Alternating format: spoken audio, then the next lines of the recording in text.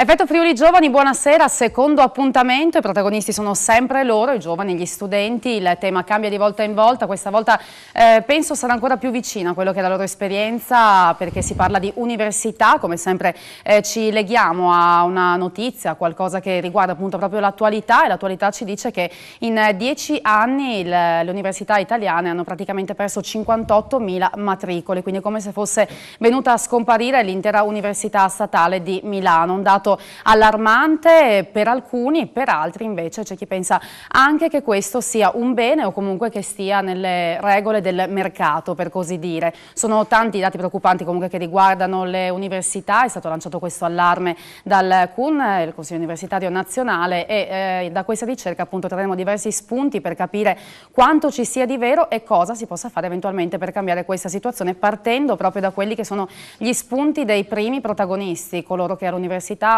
ci arriveranno, non ci arriveranno, poi lo scopriremo perché magari non è nei loro piani, sono appunto fra quelle matricole che disdegnano probabili matricole, ma in realtà alla fine non matricole ma già proiettate al mondo del lavoro. Come sempre con noi tanti ospiti, comincio con il sottotitolare Giampaolo Izzo, buonasera, e chiedergli prima di tutto l'università, il pezzo di carta adesso è davvero inutile, quanto è cambiato da quando per esempio si è laureato lei? Ma intanto dico che i ragazzi, se fanno questa scelta assieme alle famiglie, evidentemente c'è un motivo e forse non si sbagliano poi molto.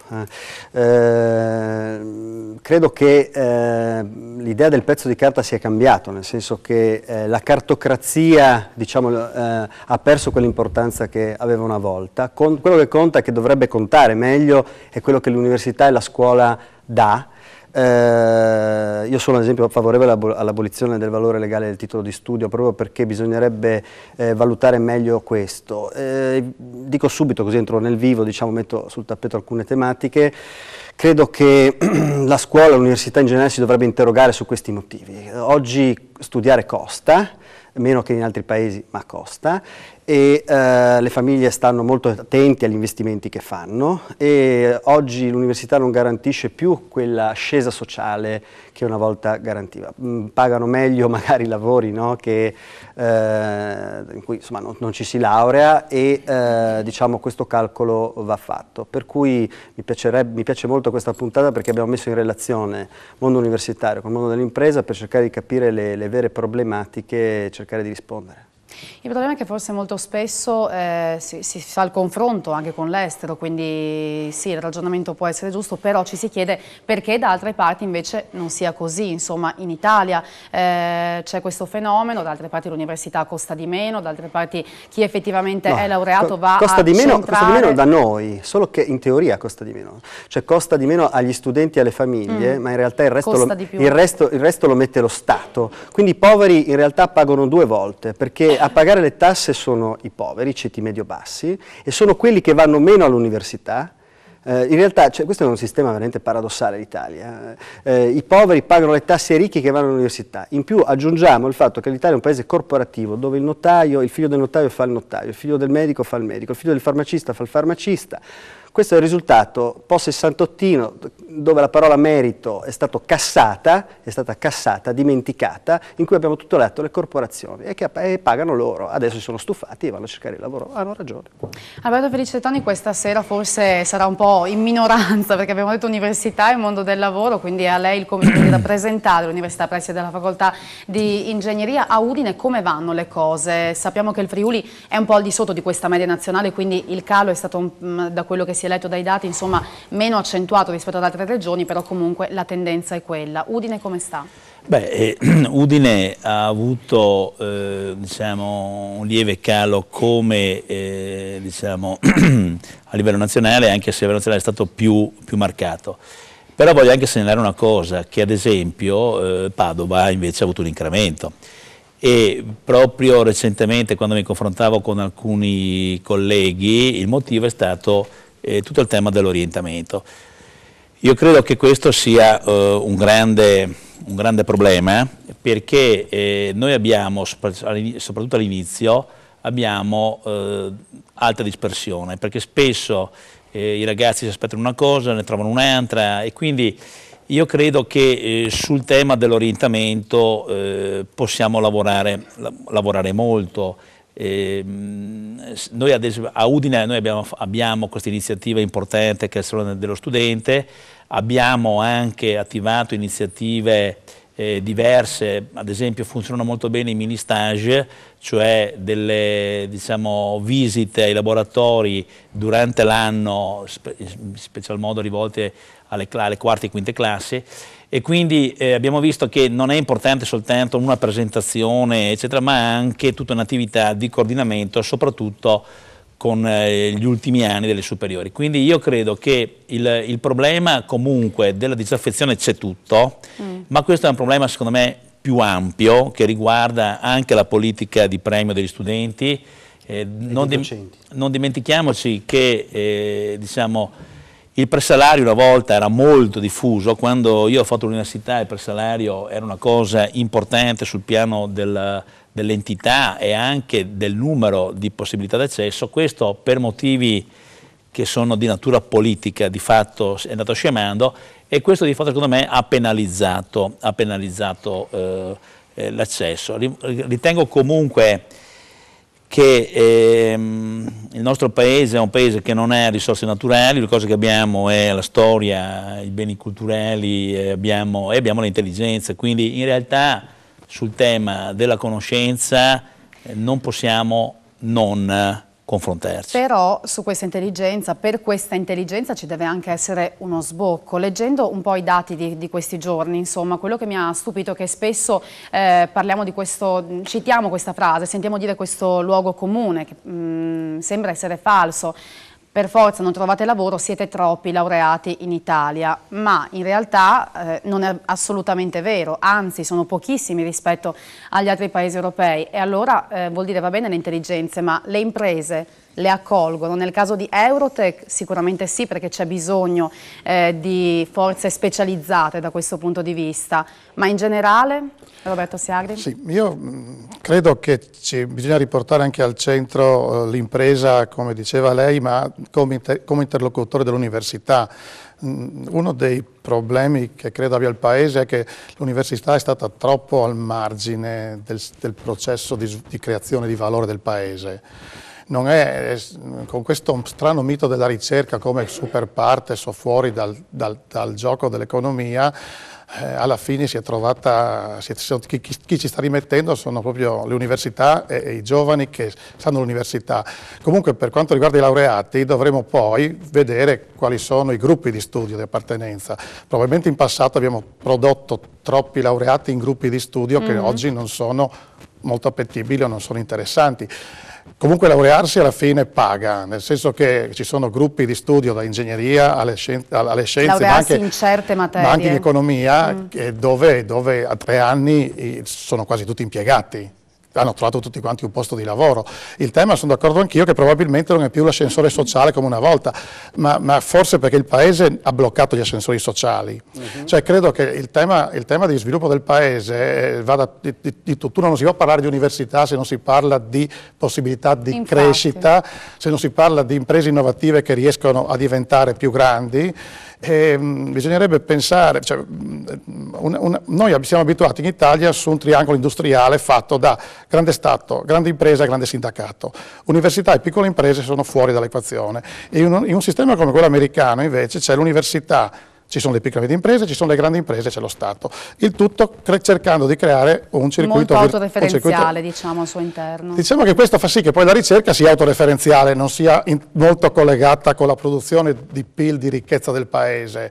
E di conseguenza poi ci si trova in questa situazione un po' paradossale. Vediamo Antonio Nannino annuire, sorridere. Buonasera intanto a Ballarò, insomma un po' scaldato tutta l'Italia con un richiamo alla concretezza. È il caso di farlo anche in questo caso quando si parla di università, perché il giovane che appunto deve scegliere si chiede davvero, ma io poi con questo pezzo di carta cosa farò? Ma indubbiamente abbiamo appena ascoltato che l'Italia è fatta da tante anche piccole e medie imprese, moltissime aziende artigianali.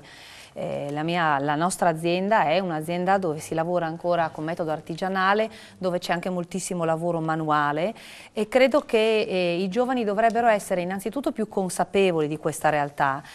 Dovrebbe quindi esserci una discussione maggiore non solo nelle famiglie ma anche a livello della società.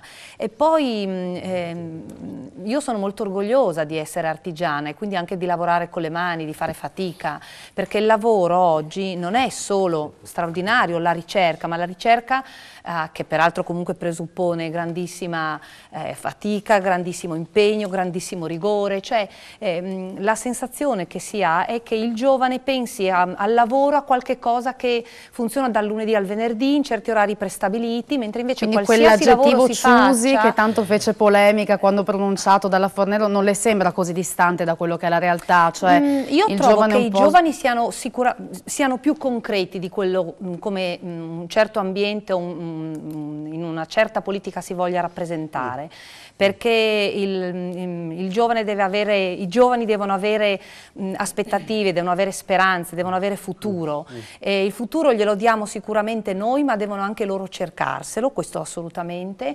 Dobbiamo anche renderci conto che l'Italia, almeno questa è una sensazione che io posso parlare per la mia esperienza ovviamente, per la mia azienda io viaggio molto all'estero, è una cosa che quando ero ragazza mi entusiasmava ma mi faceva anche paura, quando sono diventata poi anche mamma ha creato anche tutta una serie di problematiche da gestire, però indubbiamente viaggiare, aprirsi al mondo, ti rendi conto che facciamo parte ormai di un mondo globale, quindi non possiamo più parlare solo di lavoro in Italia, è il lavoro in Italia, l'Italia è dentro l'Europa, dentro il mondo, e ci sono tantissimi giovani, io ovviamente ho molti rapporti con ragazzi che lavorano nel mio settore, quindi enogastronomia, ragazzi che partono a 16 anni, che fanno poi fortuna.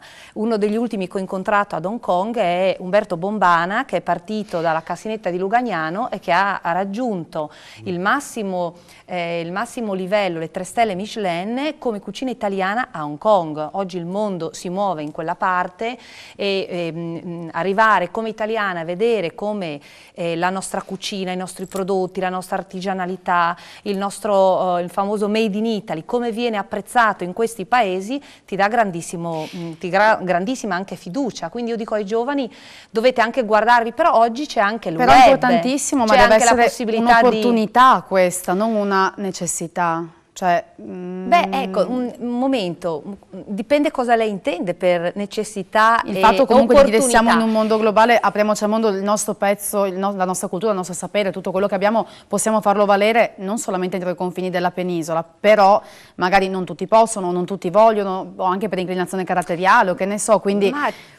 Secondo me ci dovrebbe essere anche più slancio sicuramente, sì. E credo anche che nei giovani ci sia questo slancio, noi dovremmo solo assecondarlo cercando di togliere quella che è la paura anche del viaggio, la paura di scoprire l'altro, di confrontarsi con altre culture. Peraltro la nostra regione, il Friuli Venezia Giulia, è una regione che è al centro dell'Europa e quindi che ha avuto incontro di culture straordinarie, la Mitteleuropa, pensiamo a Trieste, ma pensiamo anche al nostro Friuli, senza arrivare appunto alla Venezia Giulia.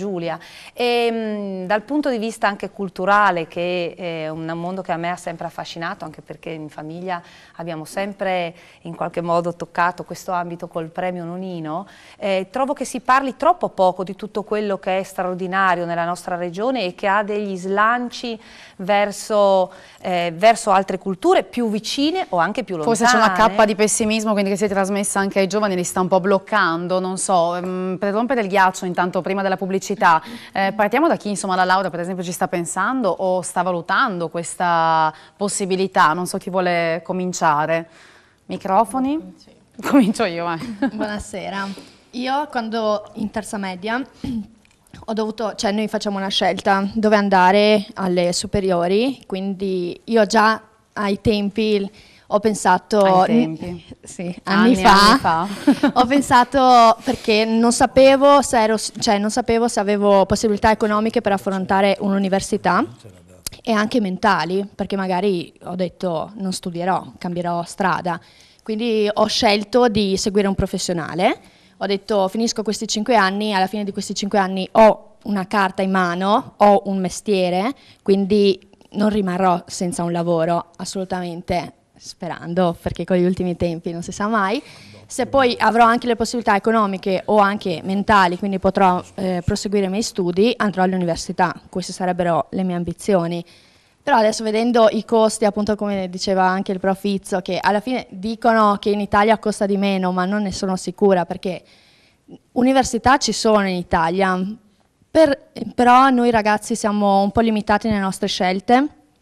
Per chi vive a Udine, se vuole tipo, non so, una professione magari di giornalismo, se vuole anche tipo... Devi spostarti. Esatto, devi cioè, andare oltre i corsi. confini di Friuli e Venezia Giulia e quindi i costi aumentano perché non devi pagare solo la tassa universitaria, ma anche tutto quello che riguarda tutto il vivere resto. poi fuori. Ed è abbastanza complicato.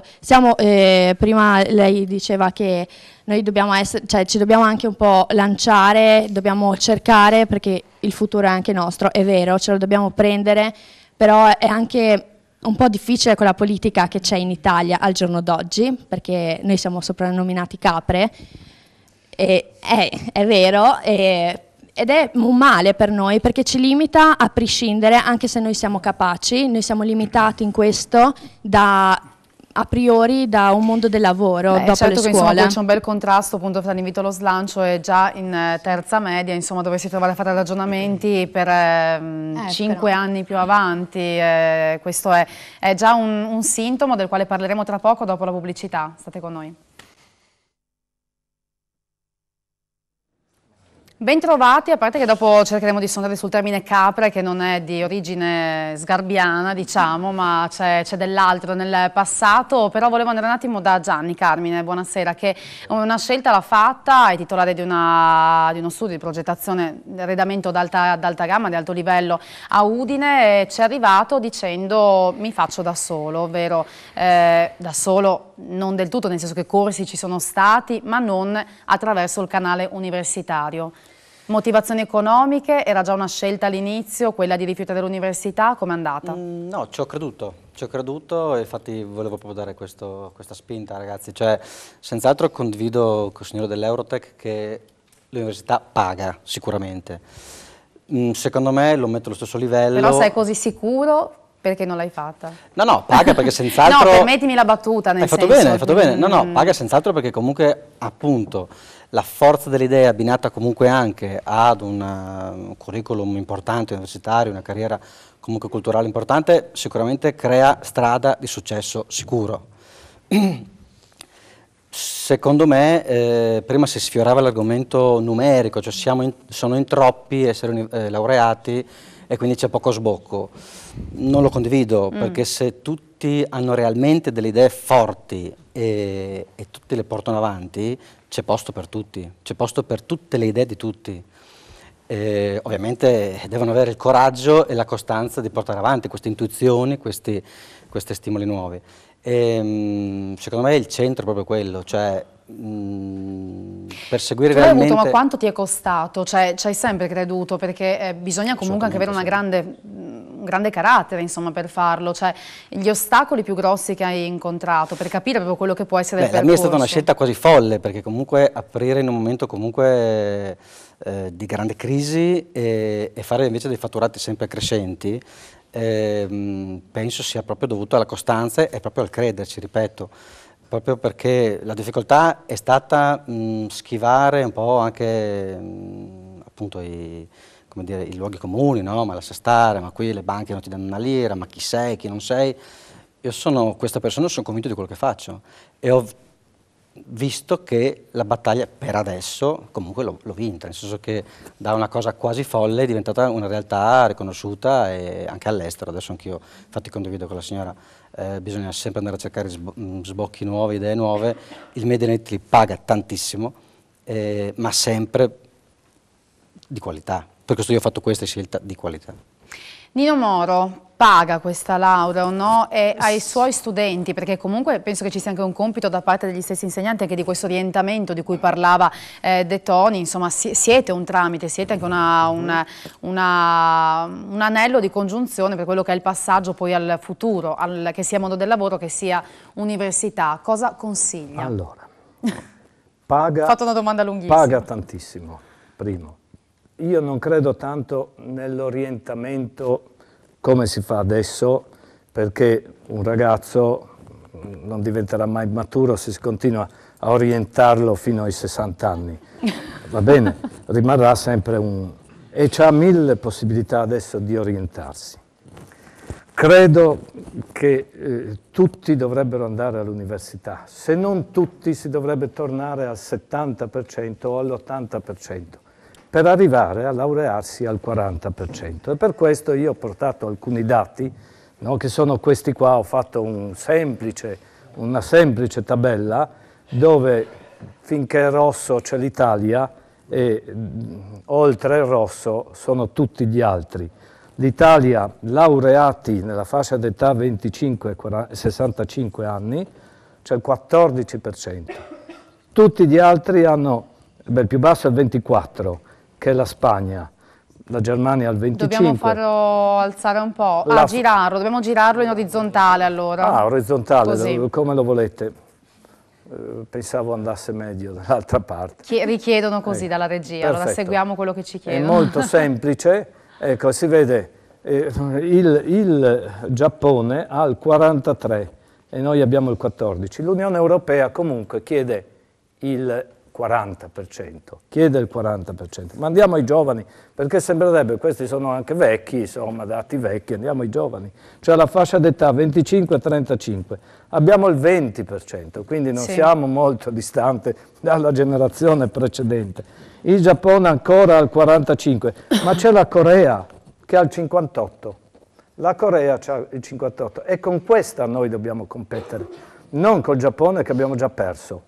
Dovremmo competere con la Corea, che non dovremmo avere ancora perso. E ancora una cosa, noi siamo passati da laureati nel 98, che erano 140.000, ai 300.000 attuali. Sono veramente pochi, credo, per un paese di 60 milioni quasi di abitanti. Investimenti per l'università e per la ricerca, si è citato anche questa cosa qua. Allora, l'Italia ha lo 0,9 per PIL. Io ho messo in verde ciò che cresce rispetto all'Italia, va bene, e sempre lì, non so io, gli USA il 3,1, la Corea il 2,4, sono dati del 12. Investimento per la ricerca, l'Italia lo 0,5, ecco, gli USA il 2,84. E infatti i dati sono tantissimi, proprio quelli negativi, anche nel stesso rapporto OCSE proprio. OCSE è l'1,7, quindi più del doppio. E per finire, perché si è detto che le spese per studenti in Italia sono grandissime, 5.447 euro per un laureato, per tutta la durata, cioè sarebbe l'investimento per tutta la durata del corso di studi? 24.230 negli USA, ma restiamo all'OCSE, insomma, perché non occorre andare a vedere cosa fanno in America, magari là buttano via molti soldi. Sono 8.970, quindi sono quasi il doppio all'interno delle nazioni con cui ci stiamo misurando. Insomma, l'università non sta bene, ma perché soprattutto? Cioè, la colpa di chi è? Ci hanno detto per anni adesso, ma anche prima non è che abbiano fatto molto meglio negli ultimi 20-25 anni, ma soprattutto negli ultimi anni, che con la cultura non si mangia.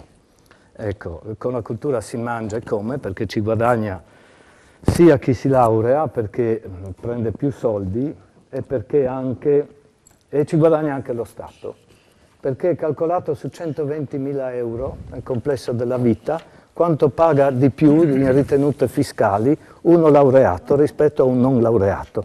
Quindi ci guadagnano proprio tutti, salvo, ecco qui, ma io ho sentito prima citare che le corporazioni sono nate col 68, io speravo che in quegli anni si cercasse di andare un po' contro quelle cose lì, e che le corporazioni mi risultava fossero nate nel periodo precedente, negli anni dai 20 ai 45, insomma, mi risultava questa cosa qua. E a meno che non si voglia andare verso là, insomma, si voglia andare verso una distinzione di nuovo fra ricchi e poveri, che è uno scenario che si presenta Però in realtà quello di cui si lamentano oggi i laureati è che appunto si laureano, cioè più sei qualificato, meno trovi lavoro e meno guadagni in proporzione. Non credo sia proprio così, comunque non voglio farla lunga io, non credo sia proprio così, comunque io credo che ci si debba laureare, punto e basta. Ecco, poi il lavoro lo si può cercare da laureati, va bene? E se non si può deve intervenire lo Stato, quindi in sostanza. Si può trovare anche delle difficoltà, si farà un'altra cosa, si può investire la laurea nell'educazione dei figli, che sarà sempre più qualificante che non investire su niente, su un... Però giustamente diceva come mangi, però, no? Cioè, posso dire, dopo magari sentiamo anche per fortuna che i ragazzi non la pensano come Nino Moro, nel senso che scelgono con grande attenzione il loro futuro, e le famiglie sono molto attenti perché devono investire dei soldi, e del fatto di avere una laurea più di tanto non conta come una volta, e hanno perfettamente ragione. Cioè, l'obiettivo è quello di trovare lavoro. Se l'università, la scuola italiana non dà più questa garanzia, giustamente sono estremamente scettici, per cui è vero che studiare all'università come linea tendenziale, in linea generale, è un fattore assolutamente positivo, ma non dal punto di vista astratto, quindi serve un'operazione di completo rifacimento. Valutare costi e benefici, certo, non vale la pena, il sistema scolastico è sempre stato scollegato proprio a partire dal 68 dal mondo dell'impresa, perché si è considerata per decenni la cultura come qualcosa di slegato dal mondo dell'imprenditoria, e questo è stato un errore che è frutto, secondo la mia opinione, anche dei ragionamenti che ho sentito da parte di Nino Moro, insomma, nel senso, no, dal punto di vista culturale, è stato un errore tragico per il paese, tragico, perché in realtà adesso le imprese, sia Agri, la Nonino, si lamentano proprio di questa assenza di competenze che da loro viene richiesta. Invece noi dobbiamo pensare al loro bene, ecco. E poi, ad esempio, questo è un paese strano in cui noi quando ci andiamo a curare facciamo il giro di telefonate per cercare di capire qual è il migliore ospedale, e non ci sono dati di trasparenza. Così, permettimi, anche dal punto di vista universitario mancano dati diciamo che informino le famiglie, gli studenti dal punto di vista della trasparenza. Fin quando non c'è questo, sono tutte parole, le parole adesso le famiglie si sono stufate, si devono fare un investimento, il guadagno è stato eroso, le famiglie adesso sono molto più attente. Però ci dovrebbe essere anche la via di mezzo, nel senso, è vero, condivido, insomma, io faccio una valutazione, se l'università, se le imprese si lamentano, insomma, che effettivamente non trovano poi queste competenze, è giusto anche che si facciano altri calcoli o si vada, ma allora forse anche l'università dovrebbe dare delle competenze più, cioè investire di più sulle competenze tecniche, proprio che dà, non che i giovani si debbano anche se magari dopo sentiamo i ragazzi, anche se sulle facoltà umanistiche secondo me sono ancora molto importanti, ma dopo spiego come. È una cosa importante questa. Prima una chiamata da casa, pronto? Pronto? Pronto, buonasera. Buonasera. Sono un vecchio perito elettromeccanico, elettrotecnico del Malignani, no? Prego. Di quando c'era il preside ancora l'ingegner Gastone Conti, che aveva 2 lauree. Sì. Allora, io contesto quel signore che parlava del 68, lei forse si confonde col 79. Cosa è successo nel 79? In quanto nel 68 Mario Capanna contestò perché le spese di iscrizione all'Università Cattolica di Milano erano eccessive. Sì. E sbagliava. Aspetti. Sbagliava. Aspetti. Sono qua. Mentre nel 79 si fecero gli esami di gruppo, cioè uno dava l'esame, allora lì sono stati congelate tante lauree. Tutte e due. Se avete avuto il caso di sentire Mario Capanna parlare al Parlamento europeo, parlava in latino, non leggeva, parlava in latino. E nessuno lo capiva. Se volete rendervi conto quanto Mario Capanna sa di filosofia, parlatene pure con lui. Così ci colleghiamo comunque anche al discorso di prima. Io volevo comunque fare un'altra domanda. Sì, prego, ci dica la domanda. Siccome noi abbiamo avuto il grande Arturo Malignani, il quale realizzò la prima lampada a filamento a tungsteno, Sì. con bulbo di vetro. Le chiedo scusa se può arrivare alla domanda. Ok, partendo da Malignani, la sua domanda è? Avete capito? Non fu Edison che inventò la lampadina, ma i Malignani che vendette il brevetto a Edison. Sì. Allora, in onore del Marignani, perché da 60 anni o 70 non si istituisce la facoltà di elettrotecnica a Udine? Va bene, lo chiediamo poi direttamente all'università, lanciamo questo spunto. Devo chiedere di essere velocissimo però, perché dobbiamo dare spazio a tutti e andare in pubblicità, sì. Prego. Volevo chiedere al direttore della Eurotech se loro sì. hanno ancora il CPU più veloce al mondo. Che ne pensano del CPU tetravalente organico? Benissimo, prendiamo nota delle sue domande. Devo chiudere perché le abbiamo dedicato insomma spazio per fare le sue domande e le sue curiosità. Stia con noi perché rispondiamo dopo la pubblicità.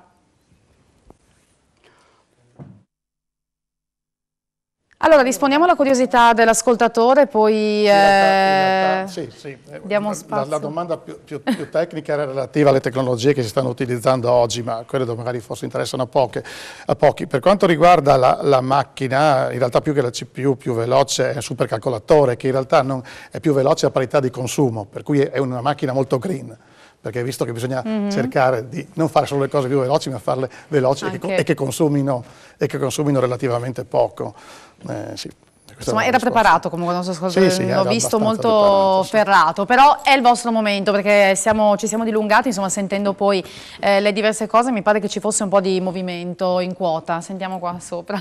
Questa sera sono un po' in disaccordo con Nino Moro. Allora, premettiamo che sono di parte perché frequento l'alberghiero. Oh, bravo. E non possono venirmi a dire che io devo fare l'università, perché almeno per quanto riguarda il mio lavoro, prima si va a lavorare ovviamente con una base di studio e prima si riesce a fare un'esperienza personale che ti permette di andare avanti nella vita. E di conseguenza facendo l'università sì, ok, permetterebbe moltissimi sbocchi in più, soprattutto l'università nel nostro settore che però purtroppo in Italia sono molto rare e difficili soprattutto da frequentare, però un'esperienza diretta sul campo secondo me è una cosa migliore rispetto all'università, almeno per quanto riguarda l'alberghiero. Posso dire? Prima ho detto che l'università paga, ma effettivamente è altrettanto vero che su una buona idea non c'è nessuna ragione per fare l'università.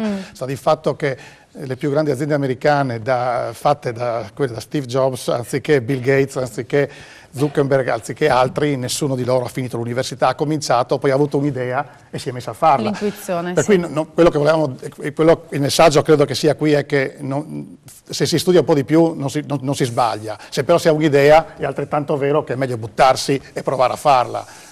Penso che le due cose intendevo dire questo. Sì, ma io credo che forse dicevano tutti la stessa cosa. Sì. Penso che da una parte è giusto dare, se uno ha voglia di studiare, dargli la possibilità di studiare, però se ti viene in mente un'idea, perché perdere del tempo, tanto vale farla. Poi comunque in ogni caso, per qualsiasi cosa si fa, passione sempre. Esattamente. Quella è la cosa essenziale. Sì. Anche perché adesso si trovano tante di quelle istruzioni. Uno dei problemi dell'università è che oggi i ragazzi sono molto più preparati. Quando avevo anch'io la loro età, se volevo capire qualcosa, le biblioteche non è che ce ne fossero tante, internet non c'era, Wikipedia non c'era, Google non c'era, l'università era quasi eri costretto, obbligato. Oggi c'è una miriade di corsi online, le più grandi università al mondo cominciano a mettere tutto online.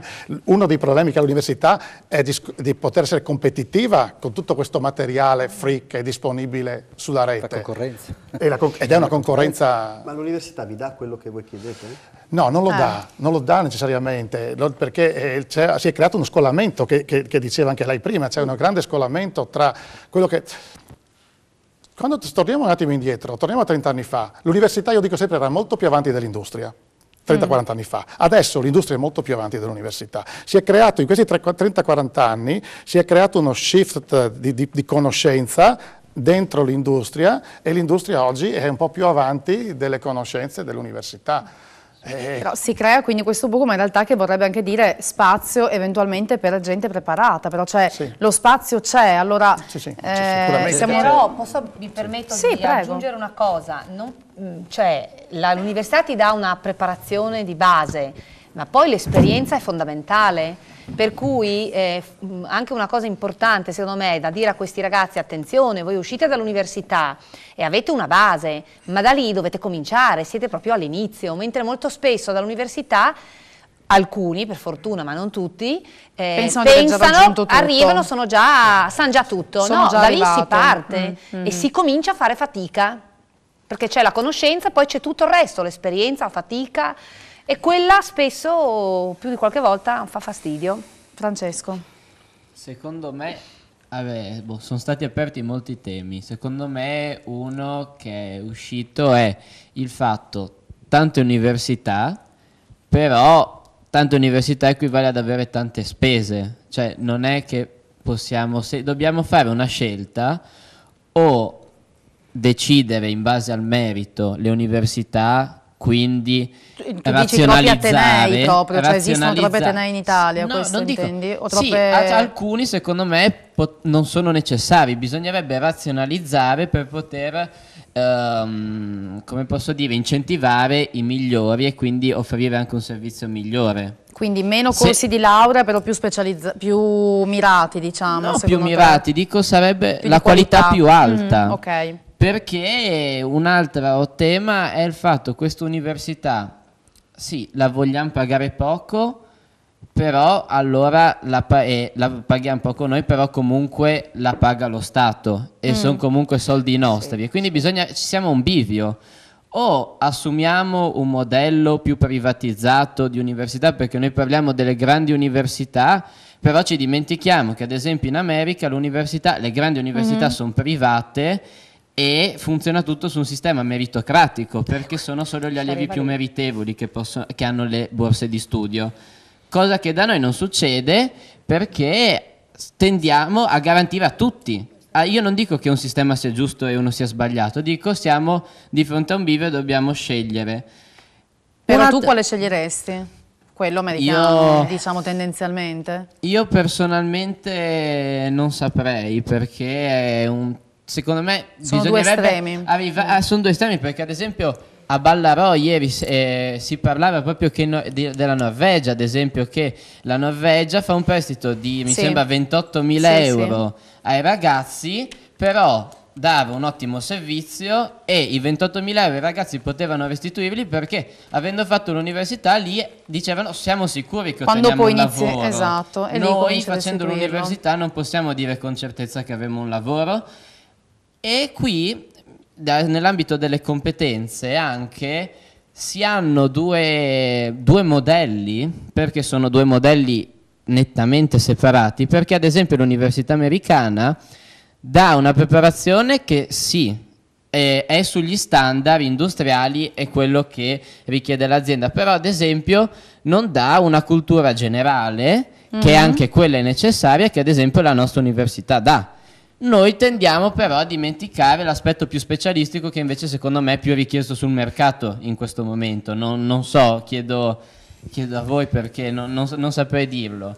Però ad esempio io mi ricordo che sono andato a questa conferenza sui giovani e il lavoro, che era organizzata dalla Consulta di Udine proprio, e c'era un professore di economia che ha fatto lo Stellini proprio, e diceva: sì, io ho fatto i primi 3 anni allo Stellini, poi ho fatto gli ultimi 2 in America, e ci ha raccontato questo aneddoto. Lui è arrivato in America e ha detto che l'hanno messo davanti a questa prova, cioè prendeva il voto piatto chi faceva un congegno che arrivava più lontano. Lui, venendo dalla scuola italiana, si è trovato nel panico, imbambolato, perché è rimasto, cioè non siamo abituati a queste cose. E quindi secondo me è simbolico, rappresenta un po' anche l'istruzione che diamo. Hai lanciato tanti spunti, vorrei raccoglierne ancora qualcun altro, perché poi vedevo anche poi i nostri ospiti prendere appunti e poi così li sviluppiamo in maniera più ampia. Sì, volevo rispondere a Francesco quando parla di sistema meritocratico americano. Meritocratico di facciata, secondo me, perché il sistema anglo-americano dei prestiti d'onore funziona in maniera abbastanza ambigua, ovvero diciamo che lo Stato si impegna a finanziare gli studi dello studente, ma lo studente poi, una volta inserito nel mondo del lavoro, deve impegnarsi a restituire questi soldi.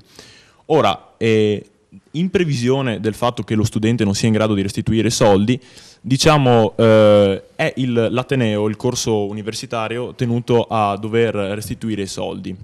Quindi il sistema meritocratico, diciamo, non si attua perché gli Atenei sono più volti a fornire i finanziamenti agli studenti provenienti dalle classi più abbienti, in quanto se poi gli studenti non riusciranno... Sono più certi, insomma, esatto, di avere sono più certi di avere poi il risarcimento del finanziamento fatto dallo Stato. Ma tu quindi da questo punto di vista che università vorrei? Andrai all'università nei tuoi piani? Sì, assolutamente, perché frequentando il liceo classico... Ok, e che università vorresti? Mi pare abbastanza... Che università vorresti da questo punto di vista? Il discorso...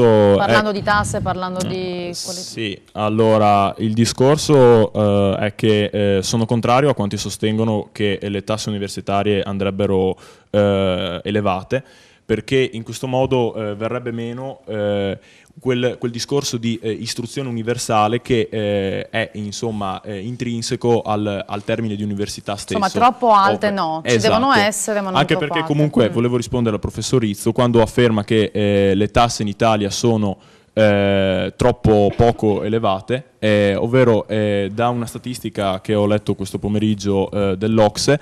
L'Italia assieme al Portogallo e alla Spagna è uno di quei paesi europei, anche insieme all'Inghilterra, ad avere delle tasse universitarie che sono superiori a $1.100. Quindi le tasse universitarie italiane non sono alla fin fine così basse. E dopo voglio lanciare una provocazione: siamo così certi che a delle tasse più elevate corrispondono a una qualità più elevata dell'università italiana? Punto di una cosa domanda. proprio velocissima. Sì. Sono due studenti questi del classico, sono due miei studenti tra le altre cose, del classico, a sottolineare il fatto che una scuola umanistica classica sono sicuro che può dare molta intelligenza anche al mondo dell'impresa. Il problema delle tasse, il problema è che le tasse sono molto alte in Italia, il problema è che le paga lo Stato, ma sono molto alte. Quelle percepite dai cittadini sono molto più basse. Oggi in Italia una tassa universitaria annuale costa più o meno €1.500, è inferiore alla media europea, Giacomo, è inferiore alla media europea. Pensa quanto le paghi in Inghilterra o in Francia. Però non so se erano sbagliati, però i dati che avevo letto anch'io, Olanda e Gran Bretagna, l'Italia è terza in valore assoluto di tasse annuali che devono essere pagate. Infatti, che poi ci sia quel discorso valido che dice lei, insomma, poi alla fine gira e volta l'università la paghi lo stesso, la paga la tua famiglia tramite le tasse. Ma il problema non è alzare le tasse, il problema è che le tasse adesso, al di là del costo, della polemica che ci può essere sui dati, che ne trovi quanti ne vuoi, il problema è che allo Stato costa tantissimo e non le paga il cittadino, e la qualità delle università italiane è troppo bassa, perché noi non abbiamo un'università nelle prime 200 nel mondo. Questo non abbiamo. Sì, no, ma sì, abbiamo già parlato oggi in classe, e abbiamo l'università, le migliori del mondo sono coreane, cinesi, americane. E non è vero che siano tutte private, perché ad esempio c'è l'università pubblica francese che dà ottimi risultati, perché si può ottenere qualità sia col pubblico che con il privato. Però il coinvolgimento dei privati poi nella governance accademica penso che sia un tema anche da affrontare assolutamente, non solo dal punto di vista economico. Ma se ne è discusso tantissimo anche sui giornali, c'è stato un dibattito pubblico. Alla fine la storia il figlio del figlio del figlio, per cui ci si trova nell'università tante persone che magari... insomma, i più bravi alla fine devono abbandonare l'università, magari tornarci dopo richiamati quando sono riconosciuti, perché non riescono a fare carriera in quanto ci sono persone all'interno che riescono a occupare i posti, ma questo è un dibattito che allora bisognerebbe, altro che andare, scusate, pesanti, perché però poi non è risolto assolutamente. Vi devo solo bloccare perché devo andare in pubblicità e poi riprendiamo il discorso, perché insomma si parla di tasse, però volevo sentire ancora di più anche loro, perché non è alla fine solo un problema di soldi, cioè mi pare che davvero non ci sia fiducia nell'università da parte di... Nero è una scusa. Insomma, ne parliamo tra poco. Eccoci qua, pronti per un'altra parte di Effetto Friuli Giovani. So che c'era ancora qualche intervento e poi volevo sentire dei toni, perché abbiamo un po' parlato molto di diversi aspetti dell'università, quindi mi interessava la sua risposta. La nostra presidentessa. Ma più che altro come qualità, ammetto che effettivamente la qualità delle università italiane, forse un po' come fama, forse perché tendiamo a distinguere le università pubbliche da quelle private, sia abbastanza discutibile. Per quanto riguarda i soldi, io non entro in merito delle tasse, in quanto ammetto di non averci mai ragionato e non avere i dati per parlare da economista a questo proposito, però posso dire che per quella che è la mia esperienza, quello che sento io è che molti studenti per esempio non pensano all'università in quanto non riescono a sostenere le tasse universitarie, non riescono a spostarsi. Poi c'è un po' il luogo comune che se vuoi avere successo devi andare soltanto in certe università, che molto spesso sono private, e c'è lo stesso luogo comune che è un po' quello che penso sia venuto fuori, ovvero che andare all'università adesso è un po' un salto nel vuoto, del tipo che una volta finita l'università sei quasi sicuro di non trovare lavoro, soprattutto se intraprendi per esempio certi tipi di università. Si erano accennati prima, ci sono forse per cause passate, per esempio c'è il cliché forse del laureato in giurisprudenza che al giorno d'oggi non ha lavoro, per cui almeno per quanto riguarda i miei amici o i ragazzi che frequentano il liceo con me, e dicono io non vado a fare giurisprudenza perché poi alla fine sono praticamente sicuro che sarò disoccupato. E ad aumentare questa cosa, io ritengo, c'è anche il problema del discorso padre, genitore, avvocato, io vado a fare giurisprudenza, il genitore avvocato, sono a posto. Portate avanti, E lo dico perché io per prima sono andata, sembra una cosa stupida, ma durante l'esame del sangue, appunto, quando ti fanno quelle domande così per distrarti, mi hanno chiesto ma tu cosa vuoi fare? Ho detto guardi, vorrei fare giurisprudenza, è una cosa che mi interessa lavorare per le persone. E invece di chiedermi, magari insistere sul fatto, sì, le persone qua, ma tuo padre è avvocato? Mi ha detto. Proprio e lì mi è caduto il mondo addosso, perché se questo me l'ha chiesto un medico all'analisi del sangue, non immagino quello che viene detto ai ragazzi al di fuori. Come ultima cosa invece mi ricollegherei a quello che diceva il professore per quanto riguarda l'università, ma anche il lavoro. Si parlava di idea, di studio, poi se l'idea magari viene alla fine del percorso di studi dico ancora meglio, però per quelli a cui l'idea viene prima, e per quanto riguarda l'orientamento io direi, da quella che è la mia esperienza all'interno delle scuole superiori, non sono d'accordo sul fatto di mandare tutti all'università. Dico l'università aperta a tutti, c'è una possibilità per tutti, però non deve essere obbligatoria. Secondo me come Italia noi pecchiamo nell'orientamento verso il liceo, per esempio. C'è un po' anche lì il luogo comune di andare al liceo e di svalutare gli istituti professionali.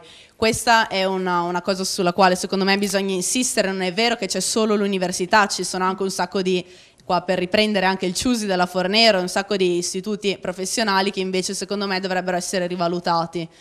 È una questione un po' complicata, io non saprei dare una risposta, però per quanto mi riguarda come consulta degli studenti, come studentessa, posso dire che non c'è solo l'università, c'è anche il mondo del lavoro magari più vicino, le professioni, ma quello che forse manca più di tutti è lo spirito di noi giovani, che finché ci dicono guardate che sarete disoccupati, siamo in crisi, appunto, la politica in Italia fa schifo, noi non andiamo da nessuna parte, quindi tanto coraggio, università sì, università no.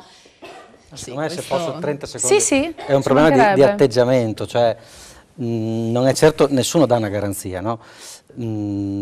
Se uno finisce l'università ed aspetta lì la chiamata quasi evangelica, è chiaro che ci vuole un atteggiamento proprio di principio, personale, prendo, parto, credo in me e vado avanti, cioè Però alla fine quello che mi pare sia, non so, non abbiamo sentito tantissimi interventi, poi statisticamente non sarà rilevante, però mi pare che anche differentemente da quello che diceva la nonnino prima, siano forse più vicini al mondo del lavoro di quanto ci aspettiamo. Non so se ha avuto questa impressione anche lei, cioè quello che diceva per esempio Alessandra adesso. Perché se non abbiamo fiducia nei giovani, augurandogli di avere voglia di lavorare e tanta passione e quindi di andare anche a cercare il loro spazio, mi collego a quello che ha appena detto la presidentessa della Consulta, come, sì. Ecco, non so come si chiama, Alessandra. signorina Alessandra, concordo sugli istituti professionali, perché quello che, l'ho già detto prima, in Italia viene sminuito il lavoro artigianale, il lavoro manuale, peraltro è una cosa che si legge su tutti i giornali, una buona fetta del PIL viene prodotto da piccole e medie imprese, spesso artigianali, composte addirittura sotto i 15 addetti, e allora perché non avere questa voglia di dedicarsi anche a certe professioni nelle quali peraltro ci sarebbe tantissimo spazio, che infatti viene occupato poi da persone che vengono da fuori dall'Italia. Poi, insomma, io trovo straordinario il sì. lavoro che ha fatto la Confartigianato.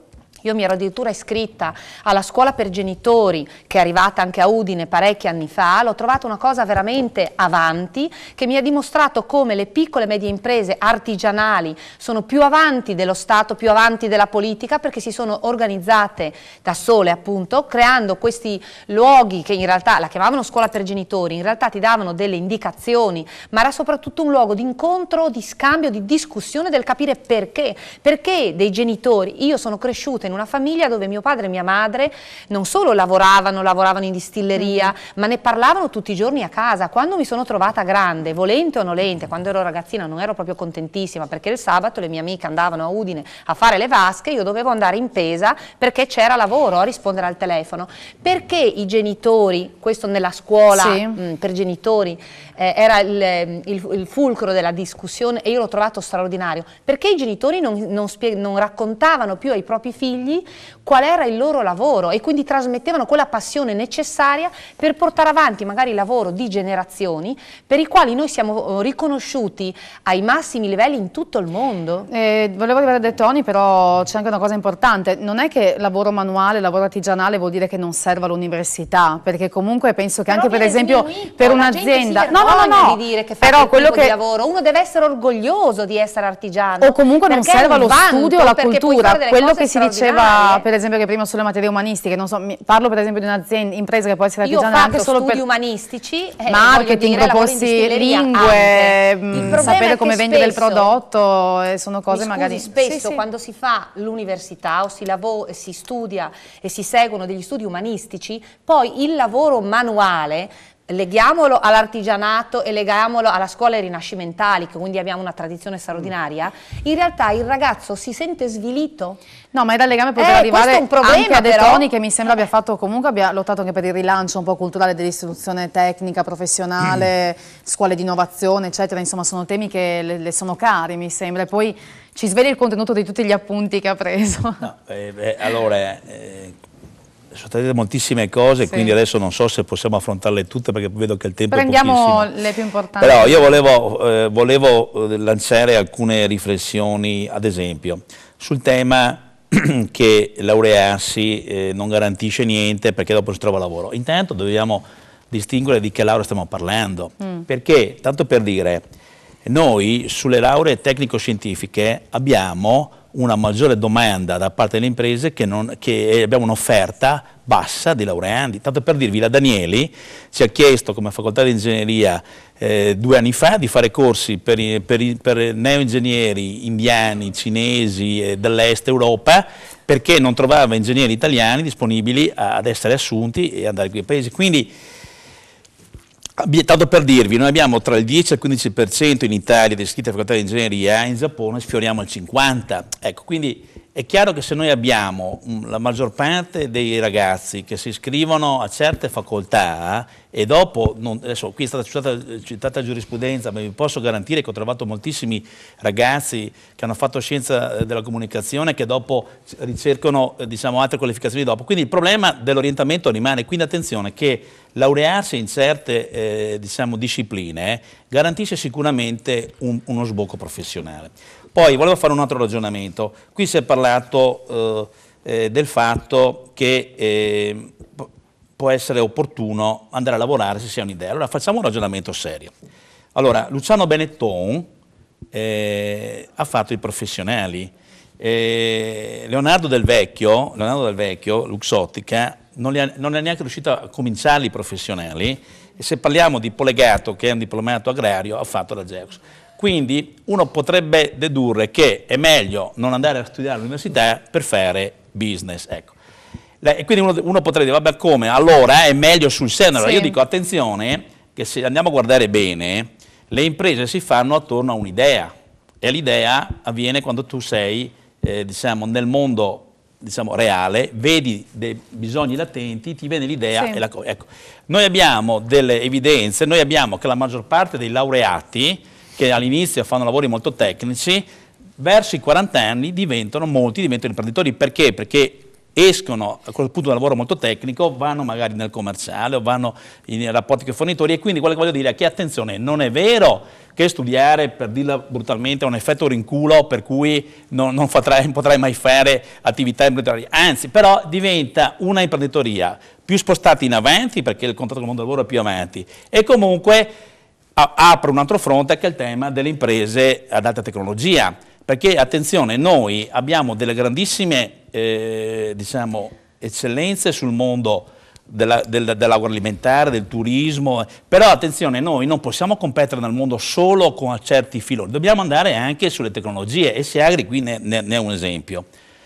Poi, se c'è ancora tempo, il problema è che sollevava Siagri, che diceva i profili in uscita sono diversi dalle aspettative delle imprese. Attenzione che le università non possono rincorrere le decine e decine di realtà tecnologiche che nascono continuamente. Noi dobbiamo preparare laureati basic che siano capaci poi sul campo di trovare le specializzazioni giuste. Quindi io rivendico, secondo me, la scelta corretta, che le lauree non possono essere troppo specializzate, perché non facciamo un servizio utile ai ragazzi e al paese. Posso dirle solo su questo al volo? Però condivido quello che dice, però ci sono anche delle lauree, come dicevano anche i ragazzi, che sono totalmente fuori dalla richiesta del mondo privato, totalmente inutili, ma sono ad uso e consumo di chi ci insegna. Sì, io sono disponibile a discutere di questo, e sono è vero. Ci sono state delle derive, però le assicuro che spesso queste tipo di situazioni non si sono create sulle facoltà, diciamo di grande tradizione. Tanto per dire, noi qui a Udine abbiamo fatto delle scelte estremamente legate alla tradizione, e su questo secondo me abbiamo fatto bene. Ecco, io se posso dire anche altre cose, si è detto che le università italiane non sono nel ranking, però vi faccio una domanda, perché i laureati italiani sono i più ricercati in Europa e anche all'estero? Ma non tutti. Perché, no, calma, noi abbiamo fior di imprese, io vi posso testimoniare, adesso qui la discussione è lontano, perché attenzione, dobbiamo stare attenti a quei ranking, perché ci sono facoltà come il Politecnico di Milano che tra le primissime, eppure non la ranking non è, quindi attenzione che ci sono anche operazioni di marketing, e su questo ci aprirebbe molto, perché chi fa queste classifiche e che tipi di parametri vengono utilizzati? Noi abbiamo fior di eccellenze in Italia, io non sto dicendo che tutto va bene, ma dico attenzione che guarda caso queste cose non succedono. Sono sicuro che ci sono ancora tanti temi. Le classifiche non vanno bene quando non piacciono. No, bisogna guardarle bene. Non vanno bene quando non piacciono. No, bisogna guardarle bene. Allora, facciamo una cosa, pubblicità, e poi arriviamo da Thomas, Alessandra, altri spunti, e poi cerchiamo di anche un po' arrivare alle conclusioni. Eccoci qua, ultima parte, vorrei proprio sentire, stavo guardando poi i vari messaggi che arrivavano, poi cercherò di riassumerli. Cerchiamo di dare proprio gli spunti, cioè cosa volete voi dall'università, perché poi mi vanno bene tutte le cose, ma prima di trarre delle conclusioni vorrei sentire ancora voi. Sì, volevo un attimo ricollegarmi a quanto sostenuto da De Toni. Mi trovo d'accordo con quanto ha affermato, perché come facciamo a basarci su delle statistiche, su dei sondaggi, dei ranking, dove non abbiamo non esistono dei criteri oggettivi e dove non ci sono dei criteri stabili, diciamo, variano da statistica a statistica, alcuni ranking. Chissà come mai gli studenti vanno meno all'università, chissà come mai, perché ci credono a quei dati, sai? Perché ci credono, perché non trovano lavoro. Ma potrebbe essere tranquillamente un'operazione di marketing. Ma perché non trovano lavoro, per quello non vanno. Qual è il marketing? 50-60 mila studenti in meno, perché l'università forma male rispetto a quello che è la richiesta del mercato. Poche chiacchiere, questo è il dato oggettivo. Ci vuole maggiore collegamento col mondo privato, che è quello che determina il PIL, e questo è il vostro interesse, trovare lavoro. Thomas? Io volevo fare una piccola provocazione. È venuto fuori Alla l'esempio grande, dai. di giurisprudenza, come può essere anche medicina. E una persona che vuole fare giurisprudenza o medicina deve preventivare che arriva a un'età molto avanzata prima di riuscire a mettersi nel mondo del lavoro, sempre se ci riesce. Di conseguenza deve mantenersi gli studi da solo fino a quell'età, per poi comunque rischiare di andare in pensione a un'età molto più avanzata, che potrebbero essere anche... E chi la vede la pensione? Sempre se ci arriva. Sempre se ci arriva. Di conseguenza comunque gli studenti sono anche un po', diciamo, terrorizzati da questa cosa. Comunque devono riuscire a mantenersi fino a una certa età per poi lavorare fino a un'età molto più avanzata. È dura essere giovani così, è dura essere giovani così. No, stiamo vedendo che comunque in questa nazione... No, veramente. È proprio già vi tarpate le ali prima di No, cominciare. era una visione molto generale. Ma è anche un dovere. Non ci penso io alla pensione. No, era una cosa in più, giusto per... Infatti vedo molta, Però è diciamo, emblematico, armi schierate verso l'università. Diamo importanza e attenzione all'individuo, cioè l'università, temi, non temi, programmi, non programmi, privata, quanto costa, l'individuo, dove vuole andare, cosa vuole fare. Secondo me le università, non l'ho fatta ma mi intuisco, danno molte specializzazioni. L'individuo dove vuole andare, cioè mi sembrano molte, scusatemi, scuse, no? Costa di più, è privata, non è privata, la pensione.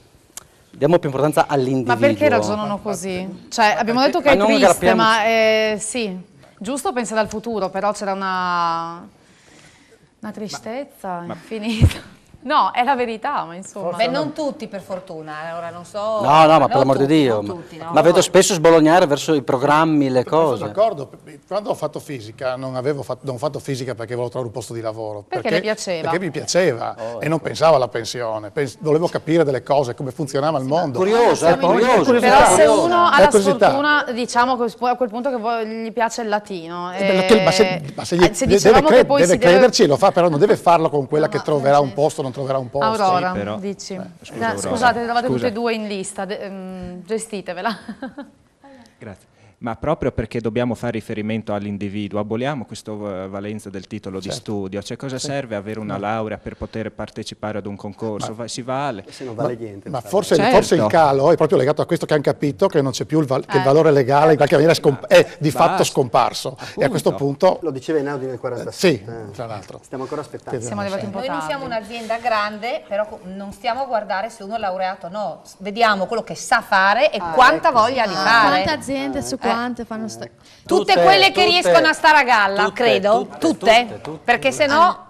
Allora, vai. Tutte. Bellissime queste parole, mi piacciono, ma cioè, per me non sono Se uno è bravo viene fuori. Perché adesso io la voglia spiego. di fare. A noi giovani secondo me manca la manualità, la praticità, perché noi ci sbattiamo contro i libri, studiamo, spesso anche a memoria, quindi quando un professore ci interroga e magari ci fa fare un ragionamento, noi già ci perdiamo nella domanda, anche se la sappiamo, ma perché l'abbiamo studiata a memoria, quindi non abbiamo utilizzato altri con me metodi. non vai da nessuna parte. I miei studenti Poi adesso ti sei smascherata e da domani, dico, cara Aurora, però interrogazione. io non sono contro l'università, anzi, Confermate? cioè, può essere anche un percorso di crescita personale per chi lo vuole fare veramente, può dare anche molte più conoscenze magari che di una scuola superiore o magari anche di un lavoro, però io penso sempre che il lavoro, la manualità, cioè ma proprio la pratica, andare lì a fare è già diverso, perché io conosco tanti miei amici che sono all'università e spesso ogni tanto quando ci ritroviamo anche a parlare in un bar semplicemente, quando vedono il barista loro rimangono così perché dicono ma cosa sta facendo? Anche a fare un due conti oramai per noi è impensabile spesso. Su questo Francesca, velocissimo, se posso, la questione del collegamento con la manualità, con la tecnica, con la messa in opera è un difetto che tutti conosciamo della scuola ed è vero, però bisogna stare anche attenti a non cadere nel ragionamento opposto secondo me. Io insegno al Liceo Classico Stellini che secondo me è un'ottima scuola e che è una scuola umanistica e se noi prendessimo i dati di coloro che lavorano, della qualità del lavoro che fanno, del tempo che intercorre tra il diploma, la laurea e io sono sicuro che quella scuola e quel tipo di scuola con quella serietà otterrebbe degli ottimi risultati. Cosa vuol dire questo? Vuol dire che quello che conta è la qualità, non solo l'aspetto pratico, perché anche, qua ha ragione De Toni, insomma, il rigore che alcune materie insegnano, il metodo, l'intelligenza, no? Che ad esempio il latino, il greco, la filosofia, la storia, eccetera. Certo. Quella roba lì fa una differenza dal punto di vista dell'impresa e dell'intelligenza che è totale, E su questo mi permetto di dire, magari chiedo anche a Siagri e a Nonnino, forse in Italia l'impresa è in ritardo nel comprendere l'importanza diciamo di quel tipo di intelligenza, di quel tipo di preparazione, forse dico, la mia è una domanda più che altro, richiede alle volte paradossalmente troppo l'aspetto tecnico, lamentando giustamente una carenza dell'università italiana, però diciamo manca un collegamento secondo me tra università e impresa che valorizzi questo tipo di intelligenza, perché ad esempio il liceo classico è nato come creazione non a caso di classe dirigente. Sì. Giusto. Ma io credo che su questo tema, e tra l'altro l'Università di Udine sta lavorando parecchio, dovremmo anche mettere il QI e anche il QE, la parte emotiva. Certo. E sulla parte emotiva c'è tutta la parte di lavoro di team e di anche di trovare porsi il problema di come avere l'idea. Questa parte qui effettivamente è importante, ma credo che le imprese le cerchino disperatamente più che la competenza tecnica. La mia paura è invece che siamo passati troppo nella parte tecnica senza quell'aspetto di comprensione, di saper settare il problema, qual è il problema da risolvere.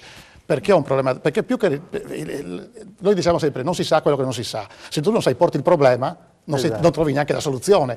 Abbiamo gente che trova soluzioni ma che non sa porsi il problema. Io posso chiedere a Toni, Francesco, una domanda? Cioè forse io fossi rettore, fossi rettore di un'università, lo dico umanistica, io sono fatto studi umanistici, la prima cosa che farei di fronte al crollo delle iscrizioni universitarie di un determinato tipo, anche magari qualitativamente buone, andrei nel mondo dell'impresa e cercherei di creare delle figure professionali che mantengano sia un determinato tipo, diciamo, di formazione, ma che servano. Cosa ne pensa lei?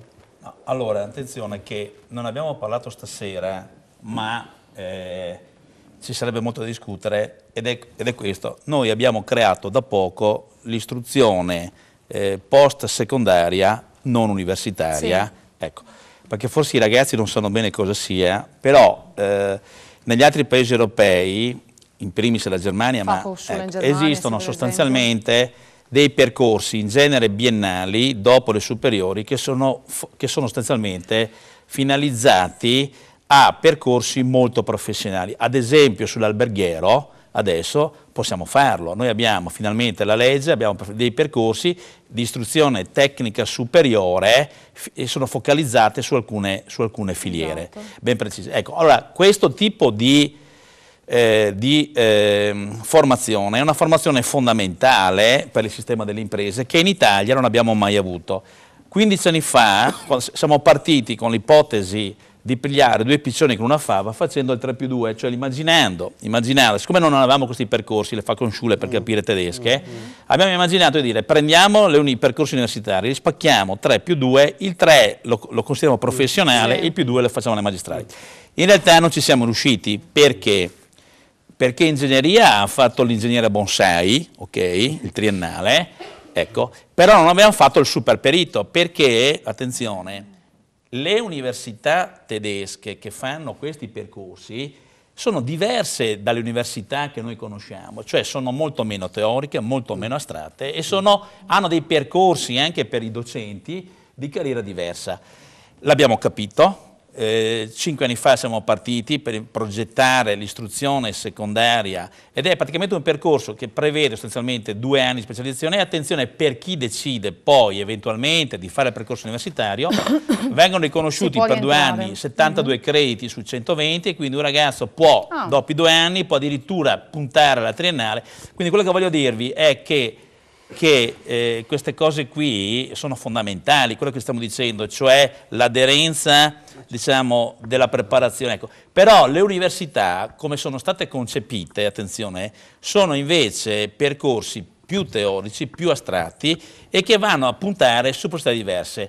Lo abbiamo quindi invece di cambiare le università finanziamo l'offerta, cioè esattamente, avremo, adesso è partita anche in Friuli Venezia Giulia abbiamo 2 iniziative, una la fa il Malignani e una la sta facendo il Kennedy a Pordenone, il Veneto ne ha 7, tra cui c'è anche quella dell'alberghiero, e quindi voglio dirvi che ci stiamo lentamente spostando finalmente sui livelli europei. L'università non può fare tutto, aggiungo solo una cosa, se voi andate, mi ha colpito, ho visto in India c'è una sensibilità altissima al tema dell'education, se ne parla in TV, nella pubblicità, in Italia se ne parla pochissimo. L'education è una cosa fondamentale in un paese, specialmente come il nostro.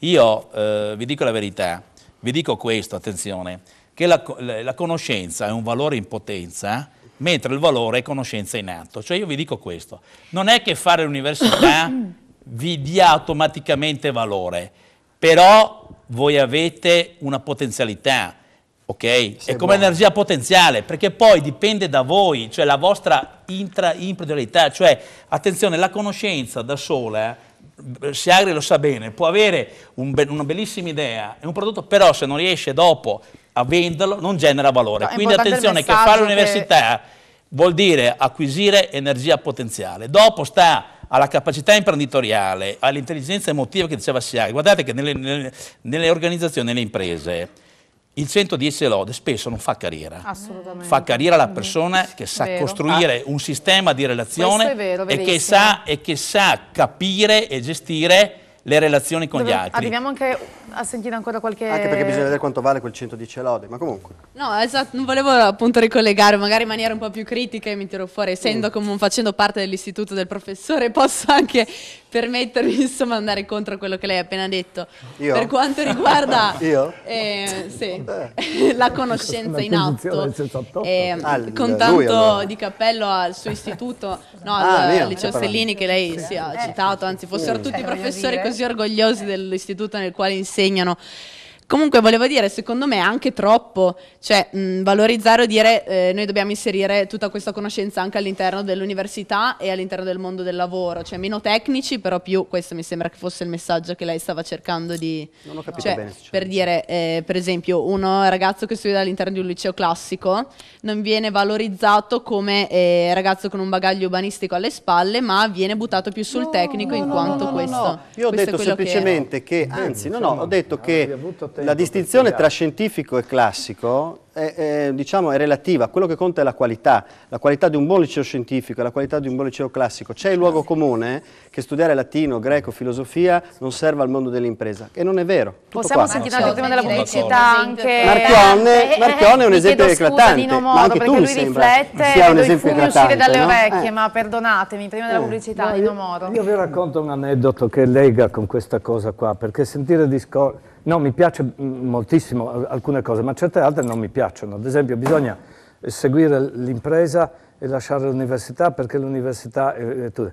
Allora, ho una figlia che con un'altra amica hanno fatto lo stesso corso di laurea sul turismo. Mia figlia lavora in un magazzino e quell'altra invece lavora a organizzare, come dicono adesso, eventi. Qual è l'evento? Ecco, l'ultimo evento.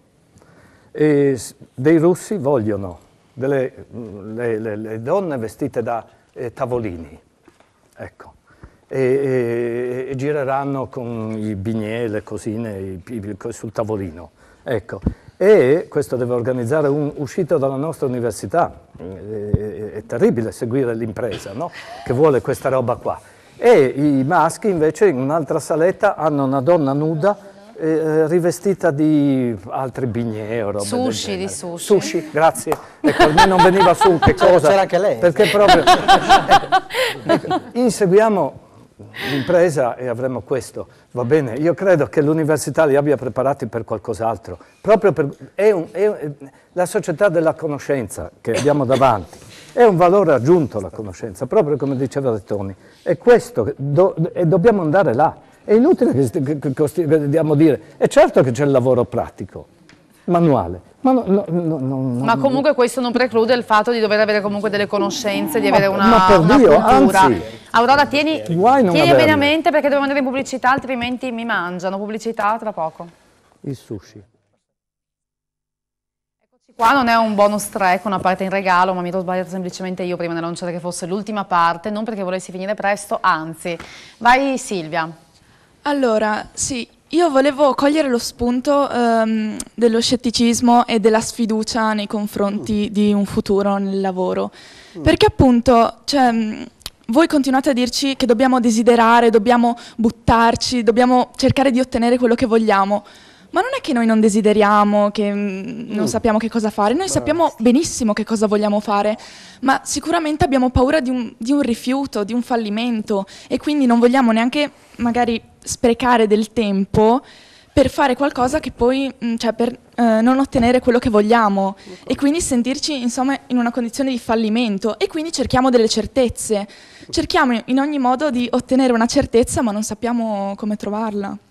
Ha ragione. Io mi permetto però di dire che nel mondo di oggi, globale, non possiamo avere certezze, dobbiamo andare a cercarcele. Questa è la realtà di oggi.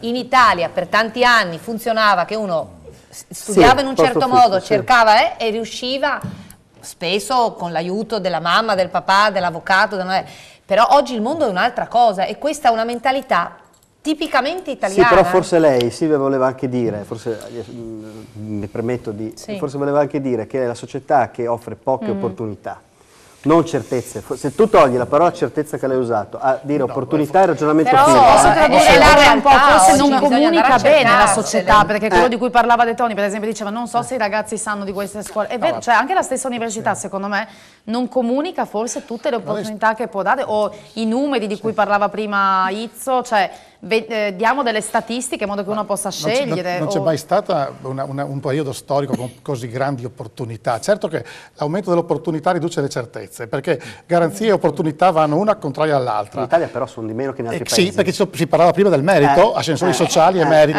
ma infatti quando dicevo all'inizio che è un circuito di tanti aspetti, sì, non c'è solo la scuola non può vivere isolata dal contesto economico e dal contesto sociale, per cui se non mettere in moto il paese non è facile. E politico, purtroppo. Chi mette in moto tutto questo, sì. Silvia, tu andrai dicono tutti che fanno le riforme, non le fa nessuno. Non lo fa nessuno. Però, solo per capire poi come tutto questo si riflette sul futuro, le chiedevo, andrai all'università e cosa sceglierai e quanto difficile è questo ragionamento che stai facendo? Diciamo che sono ancora indecisa sull'indirizzo, ma sicuramente non farò materie scientifiche, diciamo, punterò più su lettere ad esempio, ma sicuramente devo fare l'università perché già a 14 anni ad esempio ho deciso di fare il classico puntando sull'università. Anche la scelta secondo me è un po' prematura perché noi in realtà a 13-14 anni decidiamo il nostro futuro, decidiamo cosa vogliamo fare, potremo anche cambiare idea. Tornassi indietro, visto che tu parli di questa paura, di questa sfiducia, tornassi indietro cosa faresti? Cioè...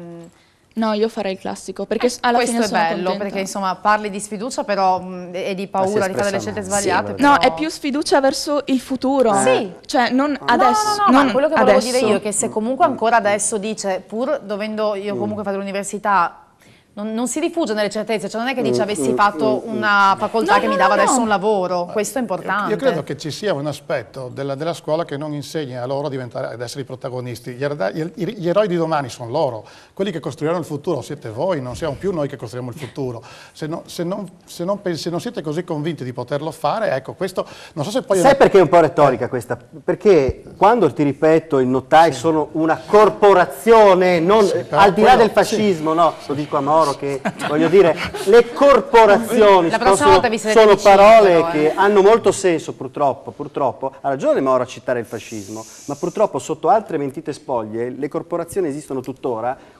Chi può fare il farmacista in questo paese? E tu gli dici a Silvia e agli altri: dovete avere coraggio, dategli l'opportunità di aprire una farmacia, dategli l'opportunità di diventare notaio e tante altre cose. Bisogna appunto liberare l'energia di questo paese. Ma tutti insieme, abbassare tutti insieme. Continuano a promettere e non fare niente. Questo è il vero problema dell'Italia. Aurora, come ce l'hai tu allora? Quando dici dateci spazio, lo dici agli imprenditori, lo dici fateci spazio a tutti, perché allora si parte, prima la signora diceva che noi dobbiamo avere grinta, dobbiamo essere sicuri di chi siamo, cioè dobbiamo trovarci noi la strada, dobbiamo andare anche a cercare il nostro futuro. È vero, noi non è che non siamo capaci, ma in una società del genere dove ci troviamo, io quando vado a trovare, cioè a cercare lavoro, la prima cosa che mi domandano: hai esperienza?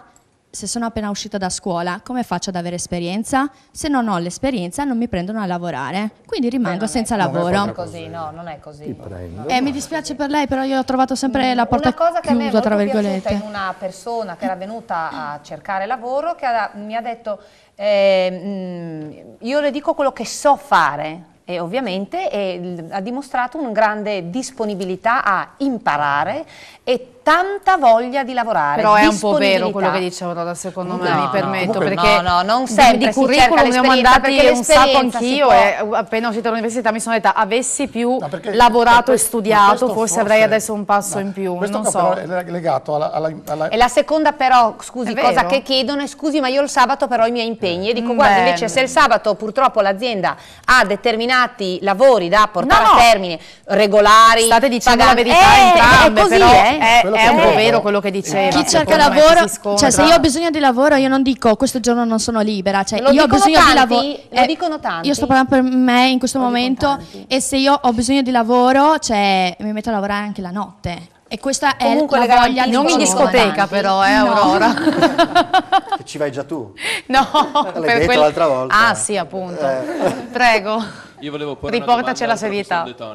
Abbiamo citato prima le università americane. Queste università ricevono ingenti sovvenzionamenti anche dal settore privato per lo sviluppo di nuove tecnologie, e queste nuove tecnologie hanno un forte impatto sull'economia produttiva del paese e rende questa economia anche molto competitiva in questo punto.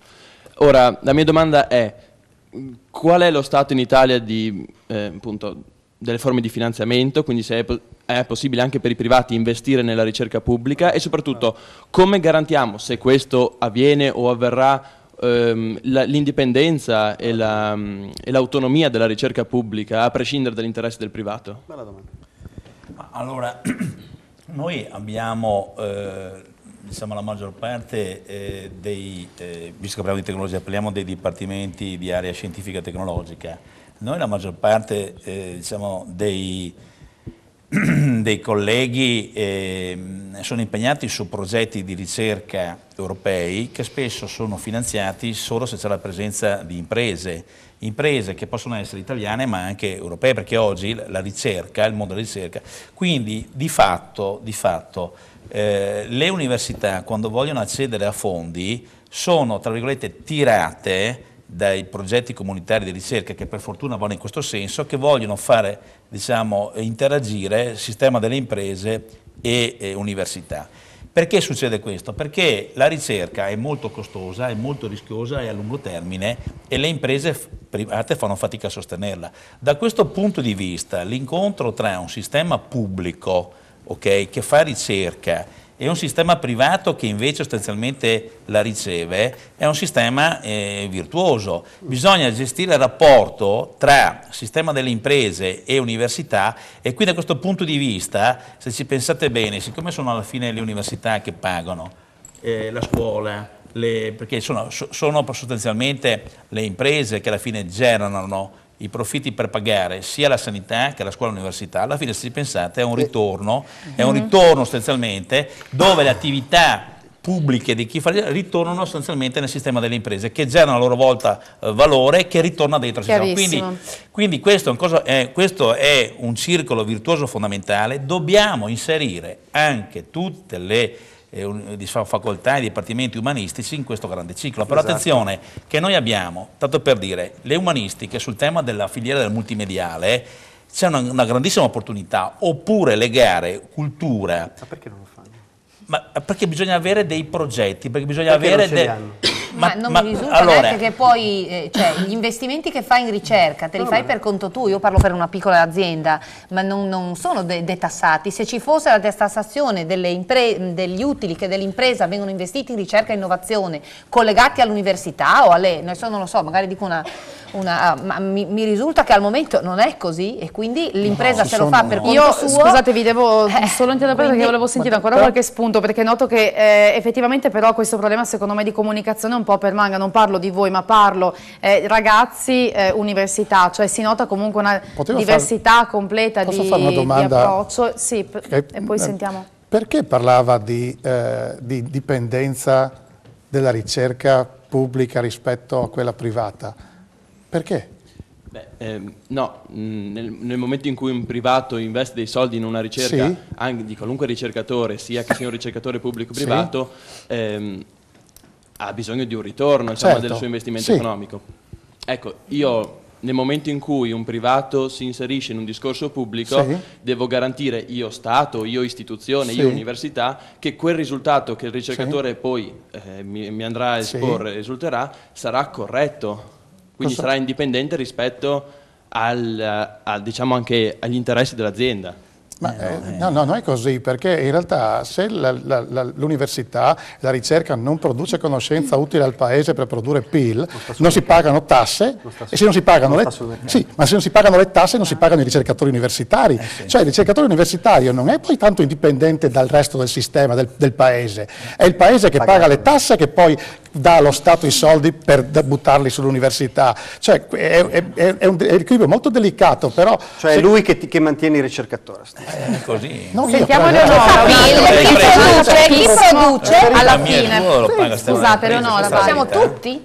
Allora, io volevo fare una piccola critica alla fine anche a noi studenti, perché comunque sicuramente non siamo incoraggiati da tutti i test ingresso, anche le università adesso sono moltissime a numero chiuso e comunque sento, io sono in quinta, quindi sono prossima all'università anch'io e sento tanti miei coetanei che sono molto scoraggiati, anche per esempio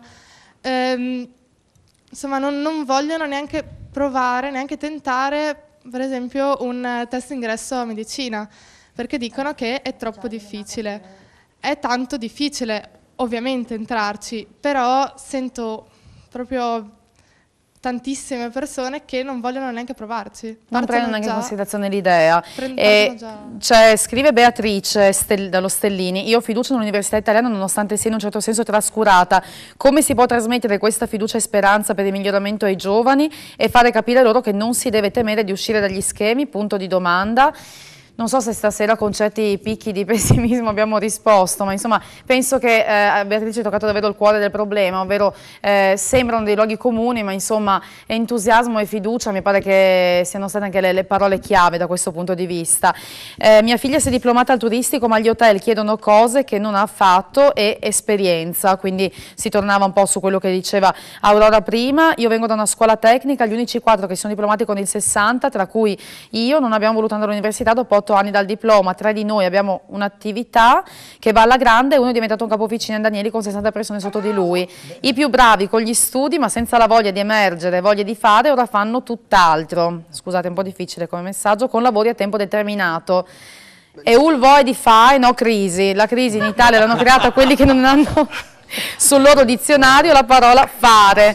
L'Italia è uno tra i paesi con le migliori menti al mondo, basta pensare, poi va avanti, comunque insomma, è voglia di fa. Francesco, tu avevi una conclusione che lasciava un po', mi hai detto lascerò così sospeso, quindi io chiuderei con te stasera, però con ottimismo. Scatenerebbe anche un puttiferio, quindi la lasciamo proprio così sospesa e anche se... Registrate però, sì, anche se facessimo un sistema scolastico che funziona. Poi però chi ci garantisce che i professori lo attuino. Cioè i professori poi da chi sono controllati? Lo lascio proprio sospeso perché mi ha rubato la chiusura, perché io Francesco, vedi perché com'è a 8? Perché alla fine non abbiamo parlato di una cosa con De Toni, perché adesso è iniziato un processo di valutazione degli insegnanti universitari. Siamo nel 2013, la valutazione è fondamentale per aumentare la qualità, lo sappiamo tutti, no? E siamo nel 2013, la scuola pubblica, l'apparato pubblico è totalmente esente dal tema cardine legato alla produttività dell'apparato pubblico, del merito, della carriera. Ma di cosa stiamo parlando? Ce l'è di strada da fare, ragazzi? Che qua... Avevo chiesto ottimismo, però mi pare che non è andata così. Vabbè, comunque... È una speranza la mia. Noi dobbiamo davvero adesso chiudere, anche se il tema resta apertissimo e penso che lo toccheremo comunque in altri modi, trasversalmente, anche nei nostri prossimi appuntamenti. Seguiteci comunque anche su Facebook, perché lì vi anticiperemo sempre i temi e daremo spazio appunto alla discussione, quindi sarà importante anche tramite gli spunti che da lì ci verranno poi portarli nella nostra trasmissione e riuscire a svilupparli.